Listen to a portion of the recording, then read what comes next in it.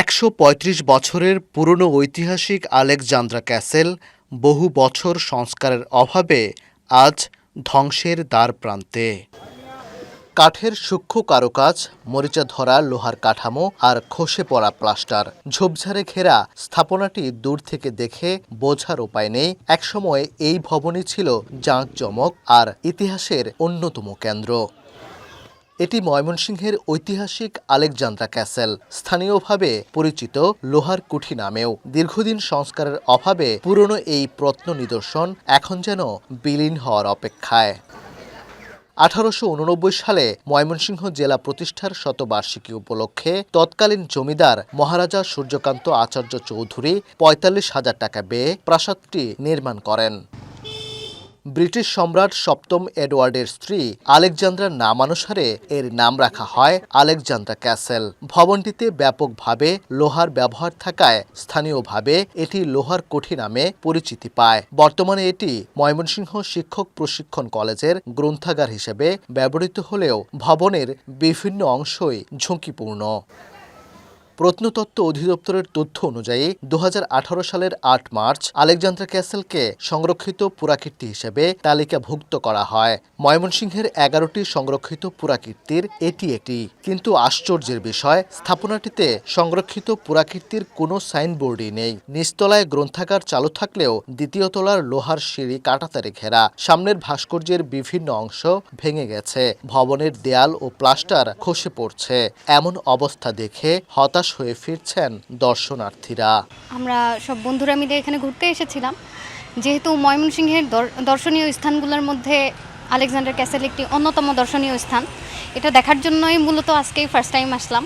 কিন্তু আসার পরে যেরকম এক্সপেকটেশন ছিল সেই এক্সপেকটেশনটা এখানে পাইনি। সাইনবোর্ড দেওয়া আছে যে এটা আলেকজান্ডার ক্যাসেল। আমি আগে এসেছি দেখে আমি বুঝতে পেরেছি যে এটা হচ্ছে এটার মানে নেম প্লেট, কিন্তু আমার ফ্রেন্ড যারা আগে আসে নাই ওরা আসলে বুঝতে পারছিল না যে এটা কী লেখা। তো এটা একটা ময়মনসিংহের দর্শনীয় স্থান, সেজন্য আমাদের এখানে আসা। আমাদের এই জায়গাটা দেখে ভালোই লাগছে, কিন্তু এর চারপাশে যে অবস্থা দেখতেছি অনেক কিছু ভাঙা চলে যায়। একটা মূর্তি আছে, একটা হাত ভাঙা, আবার চারপাশে একটু ঝোপঝাড়, অপরিষ্কার। এগুলো যদি একটু ভালো হতো তাহলে আমাদের এক্সপিরিয়েন্সটা একটু ভালো হতো। দর্শনার্থী ও স্থানীয়দের অভিযোগ, বহু বরেণ্য ব্যক্তির স্মৃতিবিজড়িত এই স্থাপনাটি কেবল কাগজে কলমেই সংরক্ষিত। দ্রুত সংস্কার ও সংরক্ষণের মাধ্যমে ইতিহাস ঐতিহ্যের এই গুরুত্বপূর্ণ নিদর্শন রক্ষার দাবি তাদের। এখানে যে স্থাপনাটা, এটাকে আরও সরকার চাইলে এই জায়গাটাকে আরও সুন্দরভাবে সংরক্ষণ করতে পারে, যাতে দর্শনীয় যারা জায়গা পছন্দ করে, যারা ঘুরতে আসে, তারা এসে জায়গাটা দেখলে আরও ইতিহাসের যে স্বাদটা আছে, আমাদের দেশের যে বিভিন্ন দর্শনীয় স্থান আছে, এসব জায়গায় আসলে মানুষ আরও আনন্দ পাবে। তো সরকার চাইলে এসব জায়গাটাকে রিনিউ করে দর্শনার্থীদের জন্য এগুলো পরিষ্কার পরিচ্ছন্ন করে একটা দর্শনীয় স্থান হিসেবে তৈরি করতে পারে। আমাদের ইতিহাস ঐতিহ্য টান দিতে গেলে আপনার এই আলেকজান্ডার ক্যাসেল আসবেই।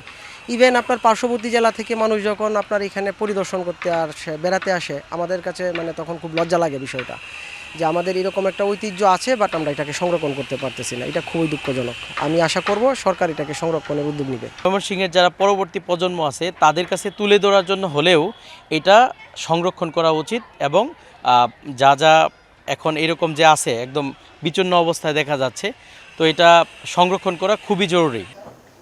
তবে প্রত্নতত্ত্ব অধিদপ্তর বলছে, চলতি অর্থ বছরে স্থাপত্যিক ডকুমেন্টেশন সম্পন্ন করে মূল সংস্কার ও সংরক্ষণের কাজ শুরু করা হবে।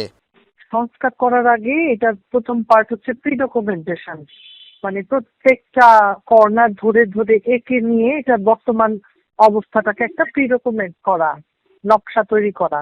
সেটা আমরা এই বছরে করে তারপরে আমরা আসলে এটার একটা কস্টিং করতে হবে, কত টাকা লাগবে, পরামর্শক লাগবে, সব মিলায় তারপরে আমরা সংস্কারটা শুরু করব। ইতিহাসের সাক্ষী এই প্রাসাদে অবস্থান করেছেন বহু গুণী ব্যক্তি। ১৯২৬ সালের ১৫ ফেব্রুয়ারি বিশ্বকবি রবীন্দ্রনাথ ঠাকুর ময়মনসিংহ সফরে এসে টানা ৪ দিন আলেকজান্দ্রা ক্যাসেলে অবস্থান করেন। সঙ্গে ছিলেন তার ছেলে রথীন্দ্রনাথ ঠাকুর, পুত্রবধূ প্রতিমা দেবী, প্রখ্যাত সঙ্গীতজ্ঞ ও কবি দীনেন্দ্রনাথ ঠাকুর ও ইতালীয় অধ্যক্ষ জোসেফ তুচি। একটি শহরের পরিচয় গড়ে ওঠে তার ইতিহাস ও ঐতিহ্যকে কেন্দ্র করে। ময়মনসিংহের ১৩৫ বছরের পুরনো ঐতিহাসিক লোহার কুটিরটি বহু বছর সংস্কারের অভাবে এটি আজ ধ্বংসের দ্বারপ্রান্তে। তবে ময়মনসিংহবাসীর প্রত্যাশা, কাগজে সংরক্ষণের বেড়াজাল থেকে মুক্ত হয়ে দ্রুত সংস্কারের মাধ্যমে এই স্থাপনাটি ফিরে পাবে তার আদি রূপ। ওবায়দুল হক, সময় সংবাদ, ময়মনসিংহ।